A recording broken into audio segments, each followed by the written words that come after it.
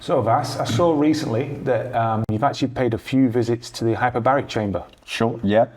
One of them was not planned. Okay. One of them was planned, and I think it was the unplanned trip.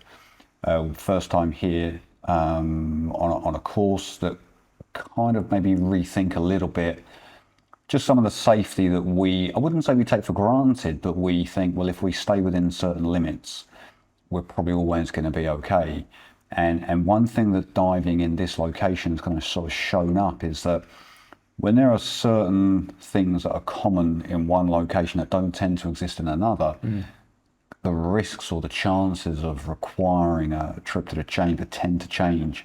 So from talking to the doctors that are actually working there, you know, what we kind of sort of found out was that when you're doing VIP style diving, where people are carrying the tanks for you, you're essentially walking onto a rib or a boat, and everyone else is doing the work for you.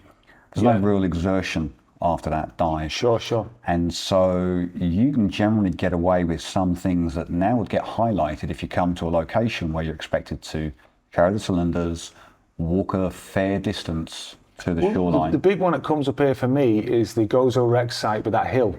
Absolutely. So this is something you know, kind of treat that with caution. Kind of don't think it's appropriate for everybody to go there, because as well as the dive itself, you actually have the land fitness aspect of that. To carry a cylinder, which I think when we weigh them, they're up in 18, 19 kilograms. Sure. And then if you're carrying 2 or even 3 cylinders, that's a lot of work. And that's before you've even got in. Then you know you've got to get those tanks out. And I don't mind carrying people's tanks. That's not such a big deal. But of course, I've got to think about my own safety. And so I'm not going to carry 6 or even 9 tanks for 2 customers, am I? So that's on an unrealistic dive site to expect to get to. Yeah. I think that then if you take that idea a bit further forward and you say, well, okay, that's a deep dive as well. Potentially, if you're going to make a decompression dive, you then need to give yourself time after that dive before you're going to exert yourself. Yeah, but I mean, that's just not what I see when I go to that site. You know, people mostly, I mean, Sidemount may be a little different because they're leaving the cylinders at the bottom. Sure. But I've seen a lot of back mount divers, rebreather as well, single cylinders. They just go straight up the hill after getting up the ladder. I think what you've got is a little bit of a spectrum, if you like, or you've got, it's a really case of how close to a limit you might actually be getting. And the problem with the decompression is that you don't really know where the limit is until you've stepped over it. So it's a little bit like waiting almost for the problem to occur. So, you know, I generally advise people to take it slow and make one small change. So let's say you're going to add 5 additional minutes of deco or 2 or 3 additional meters of depth, rather than expecting to make big jumps in your diving, because you have to see how you feel. And, you know, you're like the best judge, if you like, of checking yourself after that dive. Yeah, and once someone finishes this safety stop, you know, obviously taking a slow time to the surface is quite important, right? Yeah, this is one of the things that I think I'm not sure if we're taught it or we just see it when we're used to diving recreationally. The safety stop is usually very well done. Everyone asks that to happen. But then when the stop is over, you know, it's almost like that's a signal to race to the surface. And of course, it's not really about the fact that you're shallow. It's really about the rate of change of pressure. You know, and from the theory that we do, you know that for every meter, the shallower you get, that's giving you more pressure change for that same meter of travel. You know, so those last 5 meters or 6 meters, myself, I'm trying to take them at 1 meter per minute. I'm doing my utmost. So that's another 5 minutes, really. It is another 5 minutes. And so if you're telling the fellas up top watching out for you, when will you be back? You know, you need to allow for that time in the run time, of course, or for the time if you're going to make a dive where there's a tide and you need to catch that, well, you need to factor that in. So, I mean, that's really a kind of a best practice, if you like.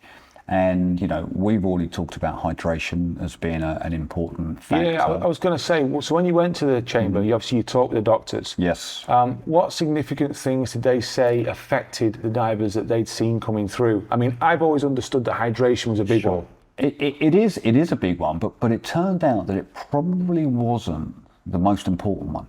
Okay. The thing that seemed to crop up mainly was the multiple dives per day. Right. When they looked at the number of cases and how many of them had more than one dive, that was the majority. Right. So what they're really looking at is they're looking at the total load of the day. The body, of course, has got a certain capacity. And did they dictate, was that about the 2 dives being, I don't know, because they were running close to no decompression limits, possibly going over that? Or was it because of the exertion between the dives? Was it the shortness? Did they give any more information? Yeah, I mean, what it came down to is that, the surface time, if you typically are taking 1 hour, that's not really enough time to get a significant portion of the decompression on land done. If you think about the no-fly time, I mean, we talk about 12 hours, ranging up to 24 hours. Sure. These are long periods of time, and without going into the decompression theory, you're still quite loaded in certain ways, even after that 1 hour break. And yes, if you then add the hydration in a hot country, if you then add the exertion, well, it's those things coupled with the multiple dives, and that's why we're seeing it. So it's not always any one factor, and so the best advice that we can give and that we've received is to actually extend that last stop. Yeah, extend the last stop and probably more time on the surface if you're going to make 2 dives. If you're going to make 2 dives, absolutely. Yeah. The story about whether you make the deep one first or the shallow one first is not so interesting. Right, not as important. It's a little bit of a, I wouldn't call it a myth as such, but it's been shown to be not significant. Yeah. Because the total is the same. That's 1 plus 2 or 2 plus 1. It's still the same. And what about age factors into it? Because I know some people think, well, no, I'm younger, I'm fitter, it doesn't apply to me. Well, I mean, what it turns out is that every human is different, right? We all have an immune system, okay? We all have different abilities at coping with various stresses on the body, physical stresses. Now, we know that, when you're young, you're spry and you're fit and you can get away with a lot of things that you can't do when you're older, but simply because the body doesn't function in that same way. And in the same way that, we know as we get older, it's easier to put on weight, for example. We're not burning as many calories. The body is functioning differently. So the older you get, the less fit you are, the more of a challenge you're putting yourself through. Well, that's where you need to add the safety. All of these factors now increase the margin that you should be adding, because it is a theoretical number, and as you know, it comes from statistics. So yes, there's a well-defined block of data, but of course that starts to run out and you get the outliers.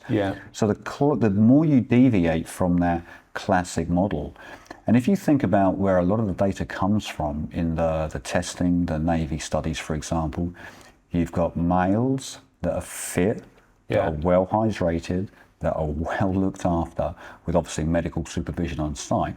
And a lot of the test data is coming from these very ideal individuals. It's not necessarily coming from people that we're testing that are very far from that standard. That's why it's good actually for people, if they get the chance to go down to the hyperbaric chamber for a tour and get to talk to the operators there.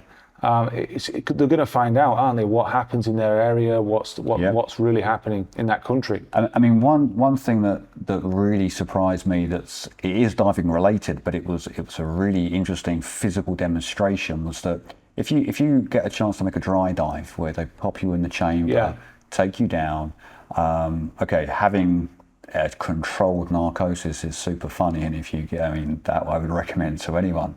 But the most interesting thing was the air density. And, we talk about work of breathing a lot of the time, how hard it is to get the gas through your hose and into your mouth, essentially. So we know that the density of air is increasing as you're breathing the same volume under pressure.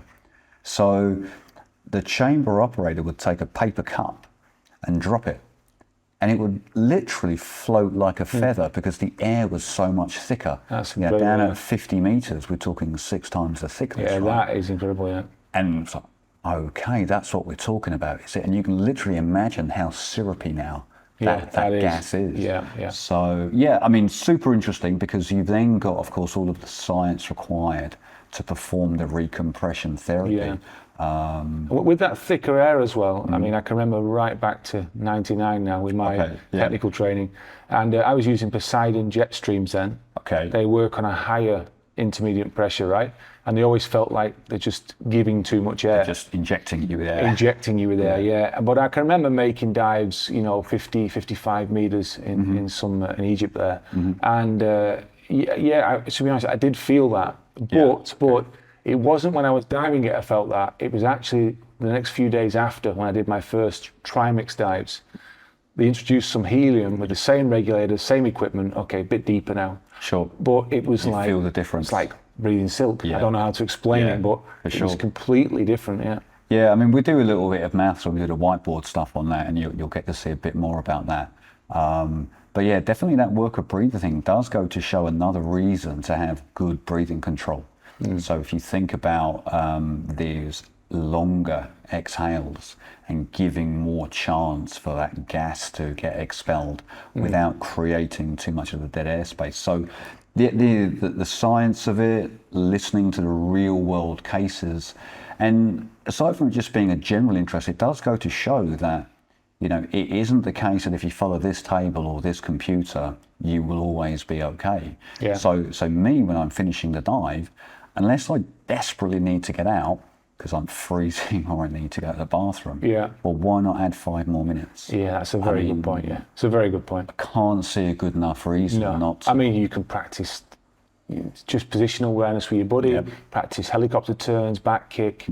This is part of it, isn't it? But better to cut some of the middle of the dive shorter to give a bit more at the end, if you know you want to keep it a bit shorter. Yeah, absolutely. Yeah. But yeah, super interesting.